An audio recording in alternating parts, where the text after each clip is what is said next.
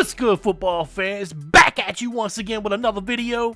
And what an end to a game that should have never been a game at the end to begin with. But man, oh man. I mean, cool, calm, collective. I'm sure the Bear fans are already calling it luck. I haven't looked yet. I personally think that was actually a perfect Hail Mary setup, everything. Like Romo was talking about, the tip, everything perfect. The thing that impressed me the most about that, though, was the way that Jayden Daniels carried himself after it was all said and done. Completely humble, not even an awkward smile, really. That is what I love about that kid the most. Not the fact that he's advanced at this age, but the fact that he's taken it all in stride. Like, hey, I've been here before, when really he hasn't. I got to give it to Caleb Williams, even though he wouldn't have been my first pick as far as the best quarterback in this draft, I thought. I think he's really matured over the last few weeks, and he looked really good in their last drive. But looking at this team, they played unbelievable football for the majority of the game. And of course, the tides immediately shifted when Swift had that long run at the end of the third quarter. But I think it's overshadowing a lot of things that happened in this game. Johnny Newton had a really good game. Frankie Louvu is playing out of his mind. I think the entire defense was getting the job done, as I've already said, right there until the end of the third quarter. And I'm not sure if that's because, Chicago just started having things clicking for them or what was going on there. Washington was able to battle through some adversity with some injuries. Chicago had a few themselves, but Washington's injuries were right there on the offensive line at left tackle, where we already have a big fat question mark. I still cannot believe that this game ended this way. That was just completely crazy. I really thought that we were getting ready to take the L there. I really thought we were getting ready to lose. Of course, much like everybody else, then the next second I'm up jumping around acting like a fool. I really thought that this was a tough battle between two pretty good defenses, actually. The Bears had one of the top units in the league, and Washington has proved that they're up there as well.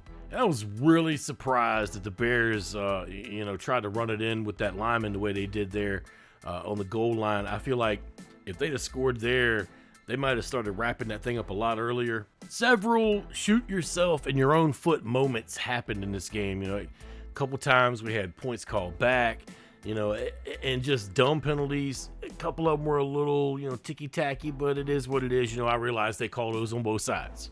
The crazy thing is that Daniels quietly had a 300-yard game, quietly had 50 yards rushing, right? I mean, quietly.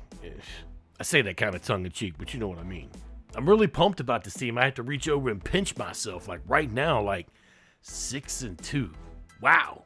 I've been accused of being overly optimistic going into certain years before, but I certainly didn't think that they would win 6 out of their first 8 games this year. But I'm seeing a lot of things coming together, and I know it's early to say this, and I know that they got a lot of other areas to seal up and draft at. I really feel like we're building something here. I really feel like they're onto something here. They got something here. Unfortunately, I'm still hearing what seems to be a bigger cheering section for the opposing team at games. Although I will say I know that the Bears travel better than most NFL teams. A lot of people don't know that, but they do. Really good fan base, actually, but not my point. My point is I'm still hearing more opposing fans cheer than when Washington does something good. Even though they got ultra loud at a lot of different times in the game, and you could see the energy there.